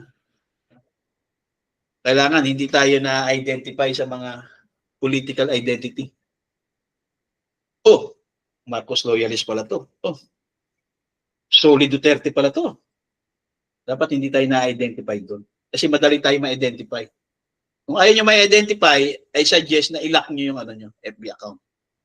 Oh, ano pala to? Animal lover pala to. Di ba? Last na. Okay. So, basahin nyo na lang. Amen. Ano ba to? Okay. So, dito sa the world is falling apart, tatapos na. And our political world today, ganoon din, sa panahong ito, sa araw na ito, yung political system, yung takbo ng politika dito sa Pilipinas, huwag natin pag-usapan yung sa buong mundo, dito na lang sa Pilipinas, ganoon din si Buddy Banham, yung takbo ng politika doon sa Amerika. In our political world today, in our religious world, is just exactly it was in the days of the first coming of Messiah. Nagkaroon sila ng mix. Nakita nyo yung isa sa malaking simbahan, nagkandak ng 3 araw na religious and political rally. Ang pinatayo, mga senador. Di ba? It's polluted. The whole system is rotten. Our politics, it could no worse. And our religion, I don't see how it could any worse than what it is now. The whole thing is corrupted. Our political world and man-made system. Come over here, sabi niya, what gathers them now in mixed-colored horse? So message na the fourth seal. Come over here for freedom of religion and you bunch of Democrats that will sell your birthrights. Diba? Ano to? Political identity to. Entity. Yung Democrats. Di ba? Democrats Party, dalawa lang dyan. Di ba? Democrats, tsaka, ano isa pa? Democrats Party, tsaka, Republican. yun, Republican Party, dalawa lang yan dyan. Kung hindi ka Democrats, Republican ka. Pag hindi ka Republican, Democrats ka. Tapos yung mga Republican ay minamindset din nila yung mga tao. Nagmamindset sila. Democrats ka. Yung isa, Republican ka. Dito naman, DDS ka. Loyalist ka, BBM ka. Ito tahimik, kakamping. 'Di ba? Tahimik daw yung kakamping eh. 'Di ba? Hinahayaan lang na mag-away yung loyalist saka yung DDS. Yung kakamping tahimik muna. Sabi ng kakamping, hindi kami tahimik, nagmamasid lang kami. Yeah. Kaya Democrat Party is all right. They are both rotten. Ganon dito sa Pilipinas. Bulok yan. Huwag mo nang isipin na matino itong isang political party na to. Yung Davao Political Party. Huwag mong isipin na malinis yan. Huwag mong isipin na walang corruption na nangyari dyan sa ano. Diba? Tapos, you talk about so much, grabe ang corruption dito. Pero dito, hindi ka rin nagsasalita dito about sa corruption naman dito. Ganon din mga kapatid sa Amerika, nakita ng prophet yan. Ako pinaniniwalaan ko yung prophet eh. Kasi nakita niya yan. Apply din yan sa lahat ng mga bansa. Anong bansa dito walang corruption? Free pang corruption, wala kang maituturo. May nagkiklaim lang pero hindi totoo yun. Come over here for freedom. Ang Pilipinas pang ilang corrupt sa buong mundo? Di ba? Pang ilan? Sa panahon ni Cory, pang ilan ng Pilipinas? Sa panahon ni Ramos, pang ilan ng Pilipinas? Sa panahon ni Duterte, pang ilan ng Pilipinas? Sa panahon ni Era, pang ilan ng Pilipinas? Sa panahon ni Marcos, pang ilan ng Pilipinas? Diba? Lahat ng administration, mga kapatid, pasok ang Pilipinas. Isa sa most corrupt nation. Diba? Eh, sabi niya, he come over here for freedom and religion and new bunch of Democrats that would sell your birthrights out to politics. Kasi bakit niya tinatawag yung mga Democrats na ibinenta niyo yung birth? Kasi mga Christian yan eh. Active sila pagdating sa mga political movement. Nag-aaway sila dahil lang sa politiko sinusuportahan nila. Masyado silang emotionally carried away kapag mga politiko na ina-idol nila ang binabakbakan. Pinagtutulungan kasi nila si Naaawa kasi ako kay pinagtutulungan. Eh ngayon, pinagmumura ngayon sa viral video. Hindi ka ba naawa? Doon kay Inday, nagmumura siya doon. Di ba maawa ka rin? Dahil pinagtutulungan siya, pero nung nagmumura siya, mas nakakaawa. Diba? Yung karakter ang titingnan mo. Diba? Democrat Party is all right. They're both rotten. I'm talking about Christianity. Itong Democrat Party at itong nakalimutan ko, Republican, mga Christian din yan eh.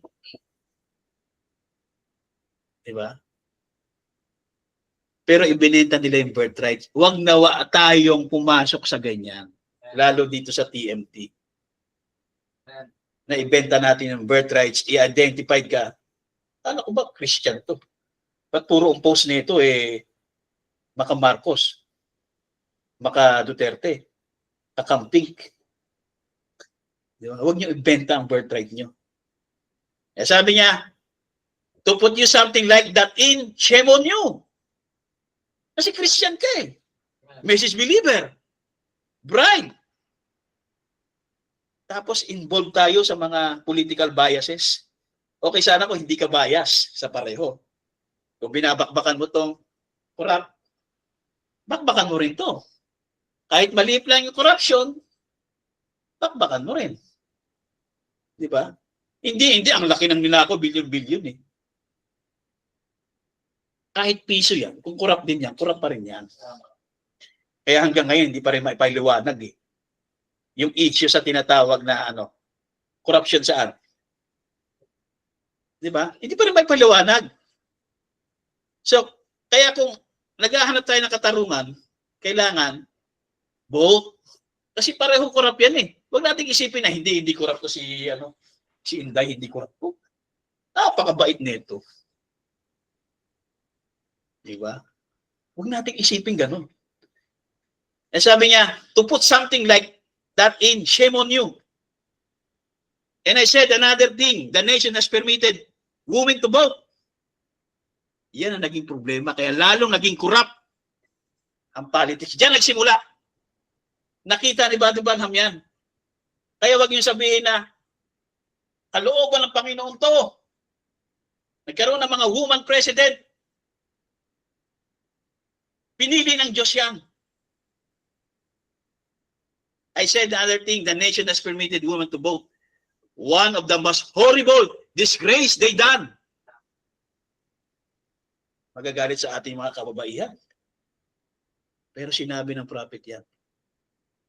Dahil sa democracy.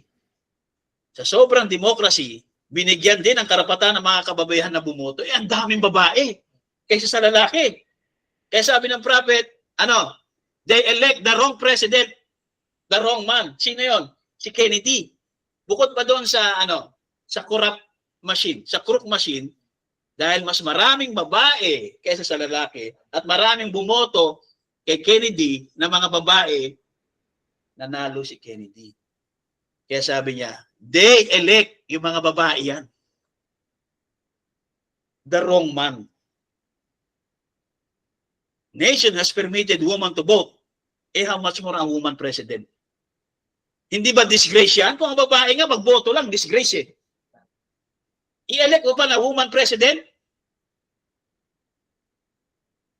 Kaya kung wala akong mapili, hindi ako bumoto. Nakaraan, hindi ako bumoto eh. Diba? Yung mga anak ko bumoto, pero patan niyo, gusto niyo bumoto. Hindi ko sinabi, huwag kayong bumoto. Hindi ako ganun. Kaya merong mga leader dito sa mga denomination. Natuturuan ka kung sino iboboto mo. O, iboto natin to black vote ha. At meron naman mga politiko, tuturuan ka paano mag-pray. Diba? Bago siya magsimula, magpipray muna siya, tuturuan ka mag-pray. Politiko, senador. Denomination. Kaya sabi niya, tandaan niyo to, another thing, the nation has permitted women to vote, one of the most horrible disgrace they done. Sino yan? Yung mga political party, yung mga senador, congressman, ng mga Democrat at Republican, nagpasasali ng batas eh. Kaya yung batas na yan, na binibigyan na ng karapatan ng mga bahay bumoto, sabi ni Brother Branham, nakita niya sa vision niya.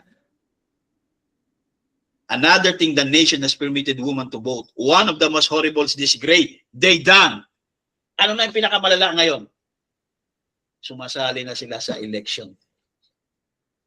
Kaya may mga woman senators, woman congressman, woman mayor, councilor, lahat na. Now, I'm neither Democrat or Republican. I'm a Christian. Both sides is rotten. Kaya huwag nating identify na tayo ay DDS. Huwag nating hayaan na i-identify tayo ng tao.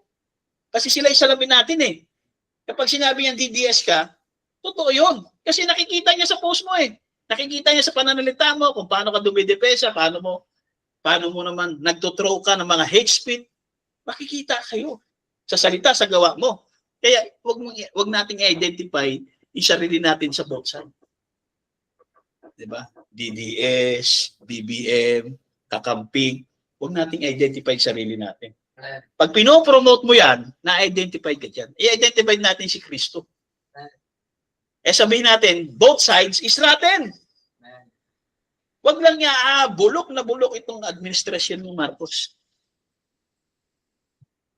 Diba? Eh paano naman yung dating administrasyon? Hindi ba bulok?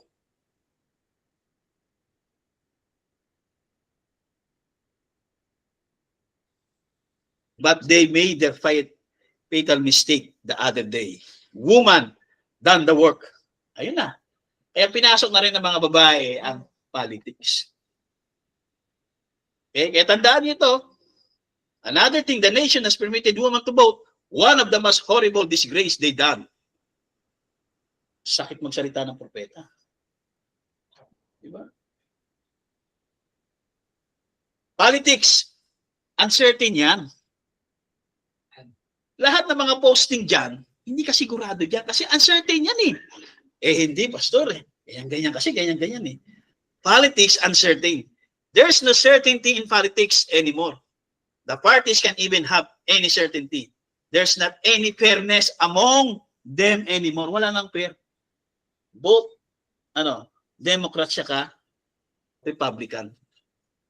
Ganon dito sa Pilipinas. Now, someone might say, you shouldn't mention politics in the pulpit. That is true. Kaya dito, hindi tayo pwedeng magsalita dito about politics na pinopromote natin yung isang politics at binabakbakan natin dito yung isang politics. Pwede tayong magsalita against the politics gaya ng ginagawa ng prophet na sinasabi niya ba, diba, na rotten. Pero isasabihin mo na ito kasi napakagaling na leader na to.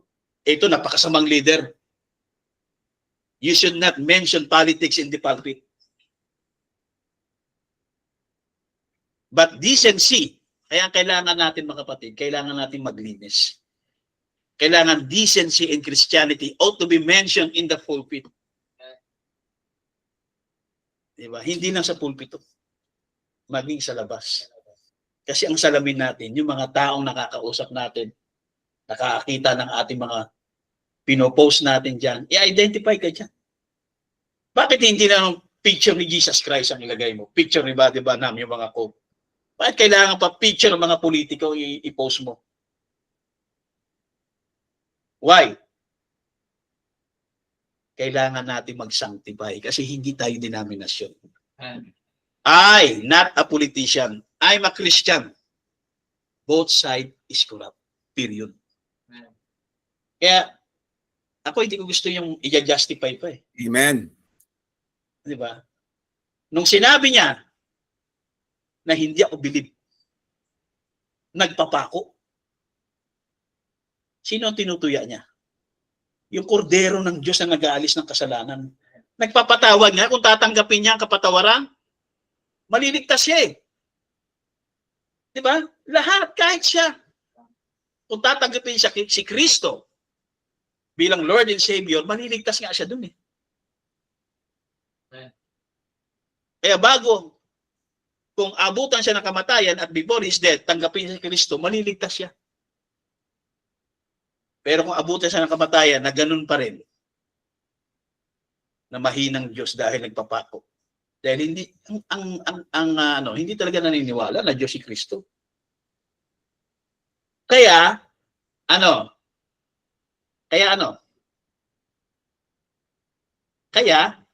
sinusuportahan siya ng INC.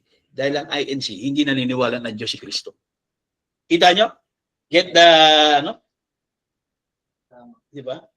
Kaya huwag tayo magbibigay ng sympathy doon sa religious, denomination yun eh. Hindi naniniwala na Diyos si Kristo. Yun ding naging presidente na yan, hindi naniniwala na Diyos si Kristo.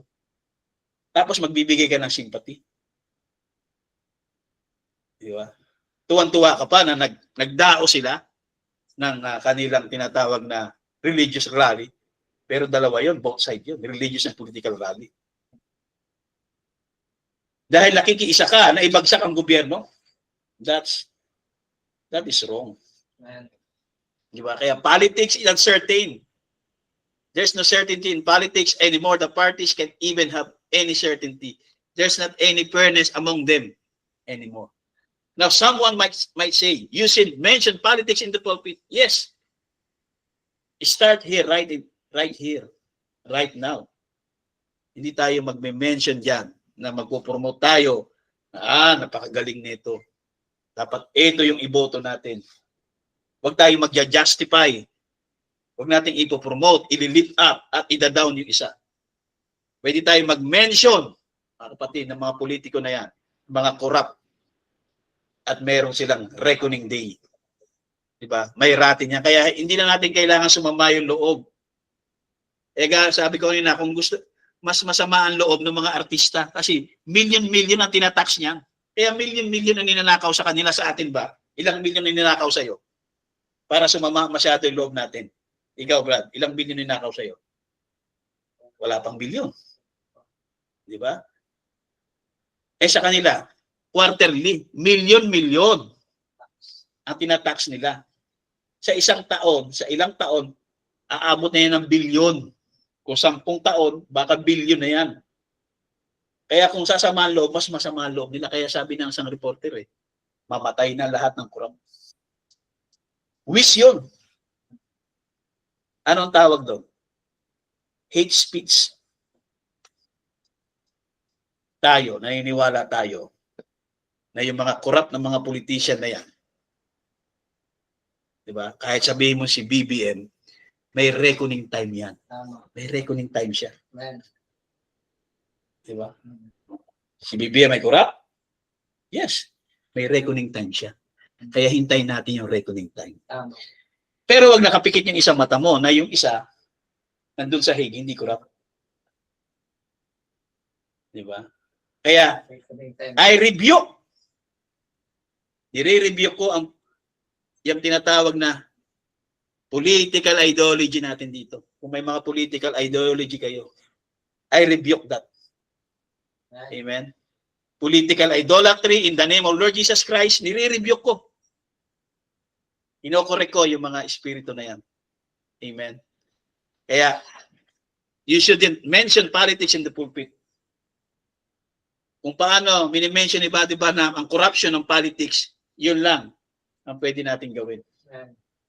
Pero kung ililift up natin at palalabasin natin malinis, mabuti, matuwid, at yung isa ay masama, you should not mention politics in the pulpit. At gusto mong patuloy sa ganong political idolatry, do not mention here. Kahit sa mga GC, huwag na. Amen? At kaya nga sinabi ko sa inyo, nag-unfollow ako sa lahat. Dahil ayoko na baka dumaan sa wall ko na nagpapalo kayo sa mga political vlogger. Diba? At kung gusto nyo mag-comment sa mga posting, sa mga news na posting, sa mga posting sa mga news, mag-comment kayo ng wise. Huwag kayong mag-repost. Mag-comment lang kayo ng wise. Kasi pagka nirepost mo yan at mali yung konsepto ng post na yan, mga kapatid, may responsibilidad yan. Diba? Atakihin ka ng kalaban. Diba? Kung DDS ka, atakihin ka ng BBM. O hindi sasagutan ngayon. Kaya pwede niyong gawin. Kung hindi niyo maiwasan, eh di wag na tayo mag-Facebook na lang. Pero kung kaya nyo, meron tayong critical thinking, pwede yan. Diba? Kaya yan ang payo ko mga kapatid, we are not a denomination. Amen. We are Christian.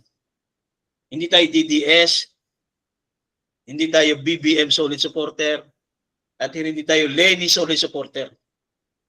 At tandaan nyo lagi itong sinabi ng prophet.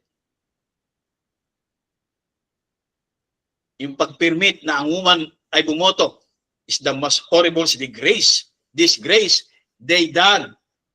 Tinutukoy niya yung mga politician na nagpasa ng batas na yan. At pinayagan ng mga babae, sumama sa election. Kumandidato. Mas disgrace na yon. Di ba? Yung bumoto lang, disgrace eh. Di ba? Binoto mo pa babae. Hindi ba mas disgrace yun? Di ba? Hindi ko sinasabi huwag kayong magboto kay Inday. Boto nyo eh. Karapatan nyo yan. Pero yung mensahe, ina-analyze natin na kung ang babae ay disgrace nga, nung binigyan ng karapatan magboto, yung buboto ko pa ng babae. Hindi ba mas disgrace yun? Di ba? Kaya kung wala kang makita na qualified, huwag na tayo bumoto. Ako, hindi ako bumoto nakaraan eh. Di ba? Pero hindi ko pangungunahan na katulad ng ginagawa ng INC na pangungunahan kayo kung sino ang boboto nyo. Ngayon, biniblock vote nila. Kaya kahit si ano nanalo eh. Sino to? Yung sinetensya ngayon ng habang buhay? Yung Chinese? Alice Go? Ano sabi niya?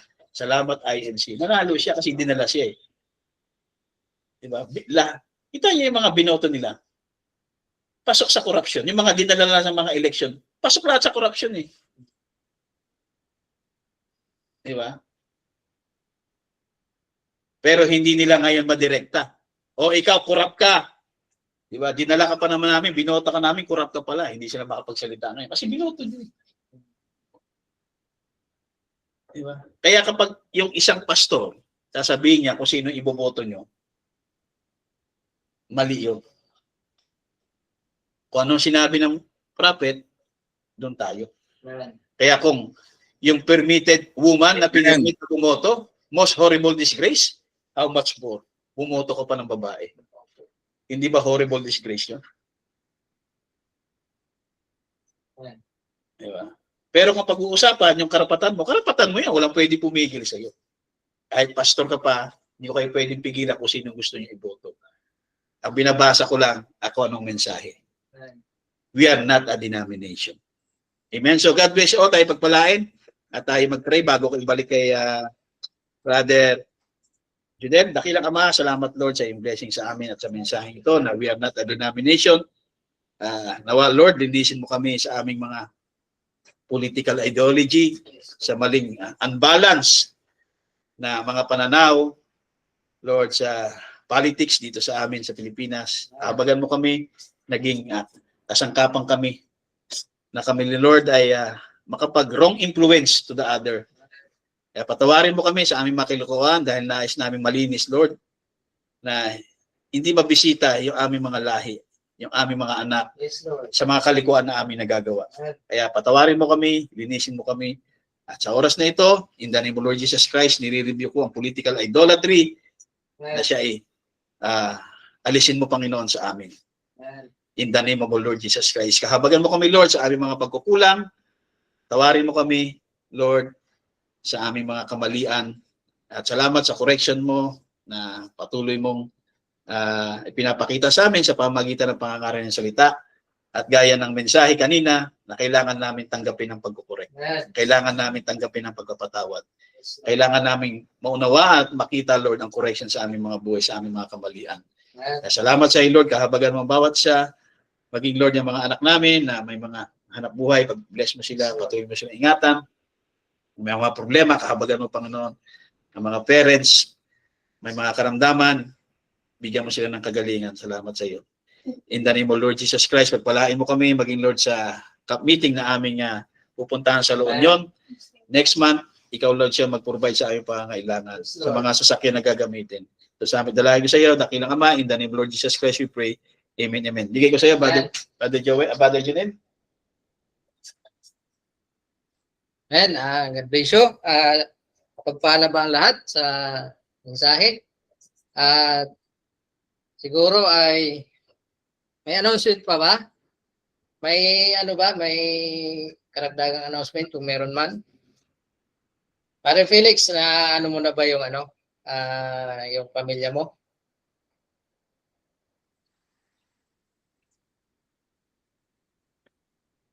Para makuha na ni Brother Roger yung yung Hanggang bukas, Boro. Hanggang bukas na sabihin ko bukas. Hanggang bukas. Okay. Okay, bro, sige. Hindi, wala pa namang ban na kukunin kung anong ban ng Kasi kahit mag-SUV ka man, at alam basta hanggang bukas. Sige, bro, salamat. At siguro, tawag na lang tayo ng closing prayer. Brother Roger, ikaw na lang siguro, no? Closing prayer. God bless you, Brother Praise Roger. God. Hallelujah. Tayo pong lahat ay manalangin sa ating dakilang Diyos Ama. Dakilang Diyos Amang nasa langit, kami po ay tunay na nagpapasalamat, Lord God, at once again, Panginoon, kami po ay pinagsama-sama mo, Lord God, upang makarinig na yung mga salita, Panginoon, ng yung mensahe sa araw nito. Dakilang Diyos, salamat sa mga reminders, Panginoon, that Yes, Lord. we should not be influenced by any other politicians, Panginoon. Ang mensahe mo, Lord God, ay tunay na nagbibigay linaw sa Amen. bawat isa, Panginoon, na ang tanging influence namin, Panginoon, ay ang Panginoong Hesus Kristo na siya nagtuturo ng mga bagay-bagay patungkol sa Diyos Ama. Dakilang Diyos, marami pong salamat at we pray, Lord God, na ang bawat isa ay ingatan mo, Panginoon, sa patuloy naming paglakad, Lord God, sa araw-araw naming buhay, Panginoon. Pag-ingatan mo ang pastor and his family, Panginoon, ang bawat isa, bawat family, Lord God, ng TMT, Panginoon, na ingatan mo rin, Lord God, ang bawat may mga sakit, Panginoon, na patuloy na ginagapi ng kaaway, subalit we have the faith, Panginoon, na ikaw ang tunay na Diyos. Ikaw ang the real physicians, Lord God, na kaya nagpapagaling sa amin, Panginoon, sa mga hanap buhay, Lord God, ko pa rin patuloy na mag-ingat sa bawat isa. Ang Amen. pag-travel ng bawat kapatian, Panginoon, pagta-travel, Panginoon, na ingatan mo, Lord God, hawakan mo mga sasakyan, Panginoon, hawakan ng mga daan, Panginoon, sa kaligtasan ng bawat isa sa amin. Nakilang Diyos, salamat sa iyo, Panginoon, dahil magkakaroon kami ng camp meeting, Lord God, sa 21 Amen. of December, Panginoon. And we believe, Lord God, that by faith, Panginoon, we decided na kami ay pupunta, Panginoon. By faith, Panginoon, you will provide everything that we need, Panginoon, everything that everyone knows, financial, Panginoon, ay walang problema, Panginoon, because you are the God, hallelujah, that provided for us, Panginoon. Salamat, Panginoon, at muli, Lord God, sa aming paghiwalay, ikaw mag-ingat, magpala, mag-bless, Amen. and sa aming mga puso, Panginoon, we're just saying, Lord God, that we love you, Panginoon, and hold on to us, Panginoon, that we continue, Lord God. Ikaw nga nagsabi, Panginoon, na sa Panginoon, Lord God, na ikaw nagsabi, Lord God, ang siyang manatili, Panginoon, ay magkakaroon ng buhay na walang hanggan, Amen. Panginoon. Kilang Diyos, again, we praise you, we love you, and we give you back all the glory and praises. In the mighty name of our Lord Jesus Christ, we pray. Amen and amen. Hallelujah. Amen. God Amen. bless you sa bawat isa sa atin at pagpalain tayo ng Panginoon. At siguro yung sit-up kanina, yung sit-up pa rin pa sa yung bago mag-exhort. O balik na tayo sa kabila. Yung exhort muna bago ang... Hindi, yun na yan. Yun na ulit. Yun na yan. Oo. Yun na yan. Para organize. Okay. At si ano yata, yung masusunod, Buddy Roger, Buddy ano? Sino daw ang susunod na mag-exhort sa linggo? Hindi, sabihan ko na lang sila. Hey, God bless. Sister Jeanette, Brother Roger, Brother Felix, Brother Joel, Sister Sarina and Brother Julius. Amen. Hallelujah. Brother God bless Shane. us all. God bless you sa bawat isa sa atin, no? Bye-bye. Bye-bye. God bless. God bless. God bless.